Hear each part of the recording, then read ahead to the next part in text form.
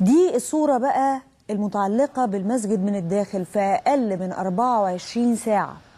دار العبادة للي بيقولوا إن إحنا بنحافظ على الشريعة والشرعية والإسلام وأننا إخوان مسلمون.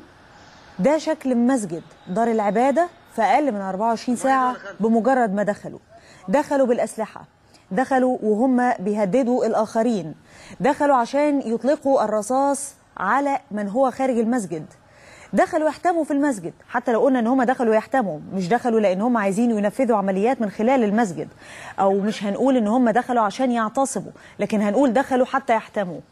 سواء دخل يحتمي، سواء دخل عشان يعمل اي حاجة تانية، عايزين نقول ان ده الشكل اللي عليه مسجد الفتح، واللي راح مسجد الفتح عارف هو عامل ازاي من جوه. في اقل من 24 ساعة ده شكل المسجد. المفروض ان هو بيدعو لان الشريعه والشرعيه، وان احنا بنحافظ على الاسلام، وان احنا بندعو كافه المسلمين لان ربنا يهديهم ويتضامنوا معهم. بالتاكيد كل الهدايه لكل المسلمين، ده بالتاكيد، لكن ما حدش بيدعو للهدايه على الاطلاق ويعمل كده في دار العباده.